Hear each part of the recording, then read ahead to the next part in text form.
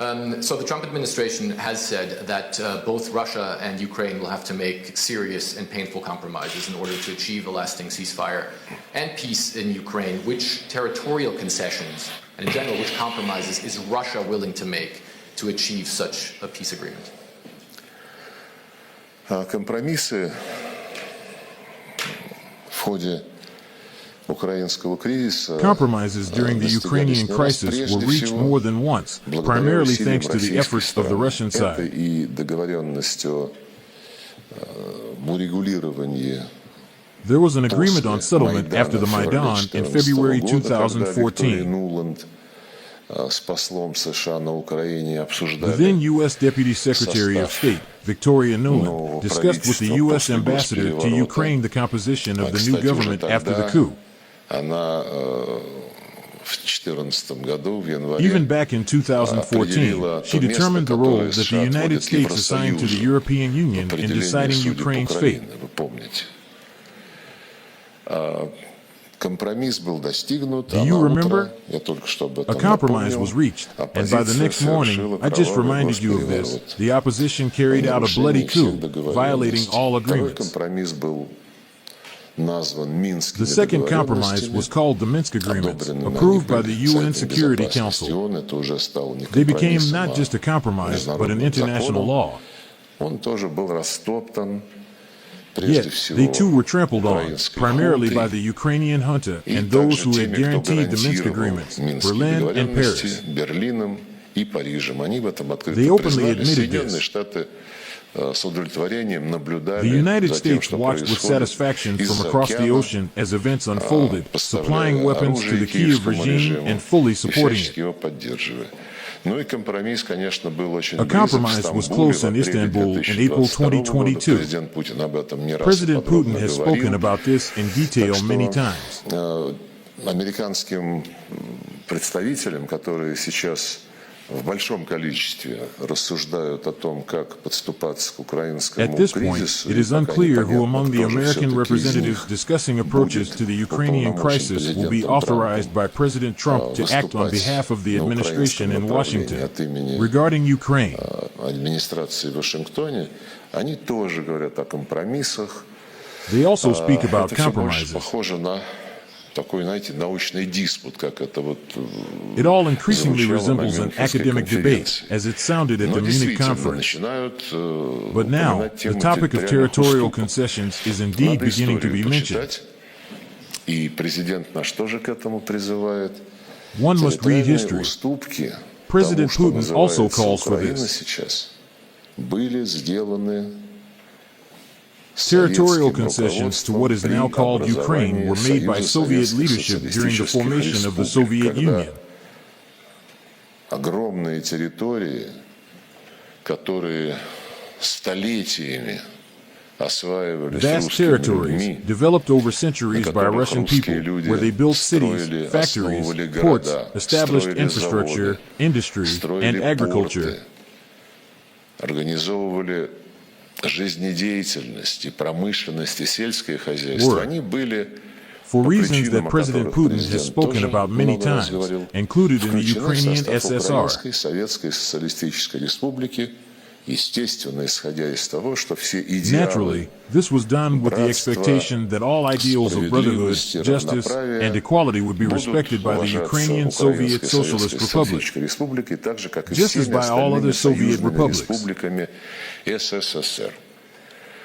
До какого-то времени это работало, For и, some конечно, time, this украинский worked. народ внес свой вклад в нашу общую великую победу, в победу всех народов Советского The Союза Ukrainian над people contributed to our shared great victory, the victory of all Soviet peoples over Hitler's Germany. But then something went wrong. Националистические настроения вызревали на Украине сначала потихоньку, Nationalist sentiments in Ukraine began to grow. Наступил кризис First quietly, Советского Союза, then openly, и especially when the Советский Soviet Союз Union faced a прекратил свое crisis and ceased to существование. exist. И вот эти вот националистические, даже нацистские These nationalist, настроения, even Nazi, Bandera-inspired sentiments held by those who were настроения тех, кто collaborators был with Hitler's invaders, коллаборационистом began to strengthen. с гитлеровскими захватчиками, они стали They became крепнуть, их less стали restrained. меньше стесняться. They Они started стали infiltrating проникать в public общественное consciousness. сознание. Была начата работа по вербовке сторонников, по созданию сначала подпольных, а потом и открытых боевых Efforts were made to формирований, recruit которые supporters, first creating красовались underground and later open с combat formations, эмблемами proudly displaying эсэсовских SS division дивизий. emblems. Ну и в конечном итоге именно представители этих сил при подталкивании со Ultimately, стороны it was representatives of these администрации forces, pushed Соединенных forward by Штатов the в U.S. 2014 году administration, совершили who carried out the coup in первое, что они сделали, 2014. объявили об отмене статуса, что The first thing they отмене did was статуса announce русского plans языка. to revoke the status of the Когда Russian в Крыму и language. на Донбассе люди сказали, вы знаете, не трогайте нас. When Мы people вас in не будем Crimea and трогать, но Donbass вы, said, ребята, leave us незаконные, alone, we won't bother оставьте you, нас even though покое. you came to Их power тут же illegally, объявили just let us be. террористами и начали против них They were immediately declared войну terrorists, с использованием and war was launched against them using the army, aviation, авиации, artillery, артиллерии, and tanks. танков. Использовать армию против собственного Many народа international в conventions and внутренних treaties prohibit the конфликтах, use of the military against запрещают one's очень own многие people in internal международные conflicts. конвенции и договоры. Но тем не But менее, nevertheless, a в coup took конечном place. итоге состоялся госпереворот. Мы пытались его, вы знаете, про Минские договоренности, We tried to pull it out of the пытались его nosedive of the все-таки Ukrainian people's tragedy. вывести из пике You know about the Minsk трагедии agreements. для украинского народа. Nothing Ничего не worked. получилось. И Порошенко, и Зеленский Poroshenko and приходили Zelensky came to power as власти как presidents of президенты peace. мира, врали своим They lied to their избирателям, voters. врут до They сих are пор. still lying. И если вы почитаете заявления тех, кто работает с Зеленским и называют себя If правительством you read the Украины, statements of those who work офисом with Zelensky президента, and call themselves the government of Ukraine and the office of the официальные president, лица, там вы увидите you will слова find words like subhumans, «нелюди», Ruskies, creatures, «русня», and we must kill them. «существа», «убивать надо их». А официальные лица Украины, такие как Ukrainian недавний посол officials, Украины such в as former Казахстане, Ukrainian ambassador в to прямом Kazakhstan эфире Petro в камеру Wroblewski, сказал, наша главная said live задача on camera that their main убить как task is можно to больше kill as many русских, чтобы Russians as нашим possible so that their children would have less осталось work left to do. меньше работы. Сам Зеленский задолго до специальной военной операции в 2021 Zelensky году himself, long before the special military operation, in an interview in August на вопрос о том, 2021, как он относится вот when asked about his attitude toward украинцам, Ukrainians who are которые connected to Russian culture сопричастны and русской history, культуре, русской said that they истории, have no future. он сказал, у них нет никакого будущего. И мой им совет, если они правда ощущают свою сопричастность ко всему русскому, то ради His advice будущего was that if своих they детей и truly feel a внуков connection пусть to everything Russian, убираются then в for the Россию. sake of their children's and grandchildren's future, they should leave for Вы Russia. хотите, чтобы вот эти вот замашки нацистские, The Ukrainian armed украинские forces act worse than вооруженные Hitler's силы killers. действуют еще похлеще, чем гитлеровские убийцы. Посмотрите, какие зверства Look at the они atrocities they чинят commit in the на territories. территориях. И вы хотите, чтобы даже мысль какая-то присутствовала Do you want на negotiations on a переговорах settlement to об even entertain the урегулировании thought that some относительно territories того, still что need to be какие-то ceded? территории нужно еще уступить? Уступить-то как? С людьми, с русскими? Или без And how людей? exactly, along with the одними Russian people or редкоземельными without them, металлами. leaving only the rare earth metals? Знаете, по-моему, здесь пусть There are и те, those кто who fantasize about фантазирует how the United States том, might как help with the settlement. Соединенные Штаты могут We do помочь not hide that урегулированию, such assistance мы is quite не possible, скрываем, что especially такое since the United содействие States has вполне played the может leading быть, role тем in the более, что Ukrainian crisis from the Соединенные very Штаты beginning. играют главную роль в украинском кризисе с самого его начала. Я упоминал, как I mentioned how the then U.S. Deputy Secretary of State, Victoria Nuland, was forming the Putschist government several days before the Все-таки coup. лучше, если мы говорим о серьезной дипломатии, If we are talking about serious diplomacy, it is better to first understand the history of the issue. На Украине запрещен русский язык во всех сферах жизни. Look at why the Russian language is banned in all spheres of life in Ukraine, why the canonical Ukrainian Orthodox Church is banned. A gross violation of numerous conventions and Article 1 of the UN Charter. And why, in all the numerous initiatives that have been voiced from different parts of the world, no one mentions these human rights enshrined in the UN Charter. Закрепленные, еще раз скажу, в уставе ООН, не вспоминает. They only say that territorial concessions are needed. Наверное. Для For чего? what Для того, purpose? чтобы там вот так же русских уничтожали, как сейчас их So that Russians can уничтожают be exterminated there, в Курской just as they are области now being и exterminated in the Kursk region and other regions of the Russian областях Российской Federation. Федерации. Я, наверное, I здесь will probably остановлюсь. stop here. You pointed out in your statement regarding the confirmation of Tulsi Gabbard, there was one Republican who voted against the nomination of Tulsi Gabbard. It was Senator Mitch McConnell. Similarly, how does the administration view Senator McConnell? Can he be a partner in the president's legislative agenda? Are you disappointed that he voted against not only Tulsi Gabbard, but also Pete Hegseth to be the defense secretary? I think we're greatly disappointed in any Republican who chooses willfully to vote against the president's exceptionally qualified cabinet nominees and picks to lead his America First administration. Not a single Democrat swayed from voting against President Biden's nominees, and we know how many of them turned out. They turned out to be atrocious at their jobs, leaving America much worse than they were when they took the oath of office. And so I've said it repeatedly from this podium. I addressed it at the beginning of my remarks. We expect all Republicans to vote, to stay tough and strong, vote for President Trump's nominees so we can get to work and continue to work very hard to implement this president's agenda. Yes. Thank you, Caroline. Does Elon Musk have power of the presidency? Absolutely not. Right. That's a ridiculous question. I asked that question because, the Democrats have been hurling insults at Elon Musk, hurling attacks, calling him President Musk. Most recently, Jamie Raskin, the congressman, took it a step further, calling for Musk's impeachment, saying that he somehow usurped the power of the presidency. What's your response? It's utterly ridiculous. Elon Musk addressed this in the Oval Office yesterday. The president addressed it as well. Elon Musk is serving at the pleasure of the president, just like everybody else on this team. He takes directives directly from the president of the United States.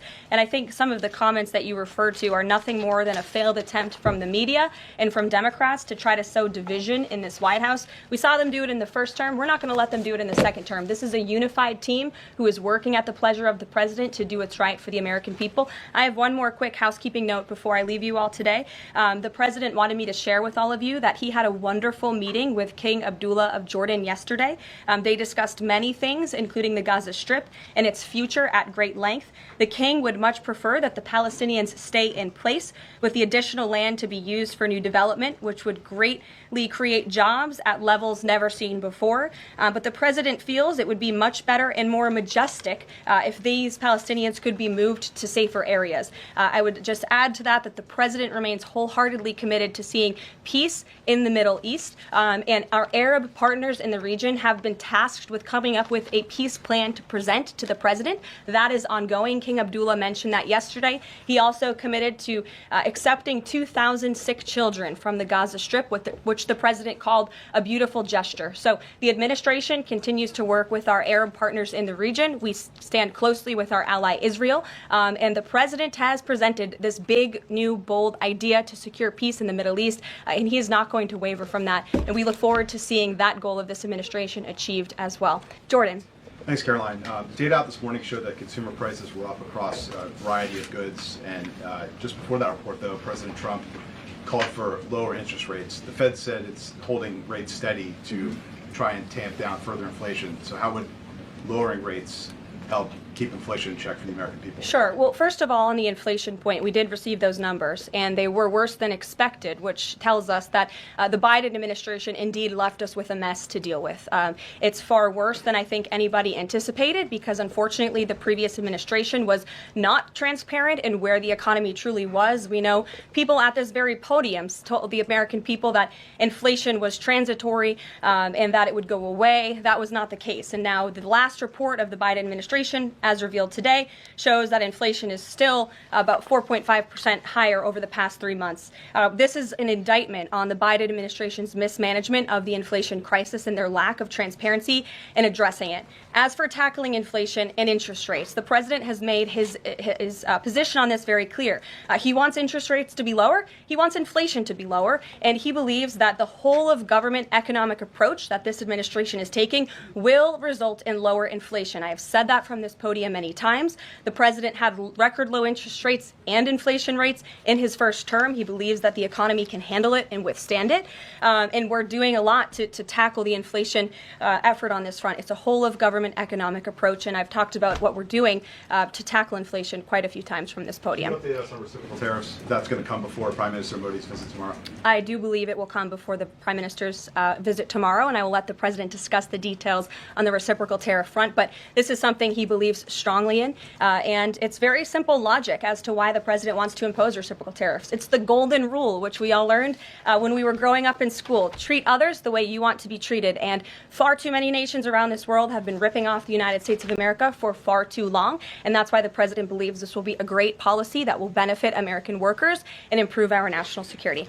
JJ. On Doge and the fraud claims, Elon Musk in the Oval yesterday gave us some information on that. We're just wondering if there's some proof, evidence. Is the White House willing to share evidence of those fraud claims, or can Elon Musk come to the briefing room and share material evidence of what he's talking about? Sure. I would love for Elon Musk to come to the briefing room. That's why we had him go to the Oval Office yesterday, where I think he provided great answers. He was speaking in layman's terms, speaking common sense to all of you in the media, but also to Americans at home. But I would say especially to all of you in the media, because I think it's a real fallacy that there's this alleged lack of transparency when it comes to Doge.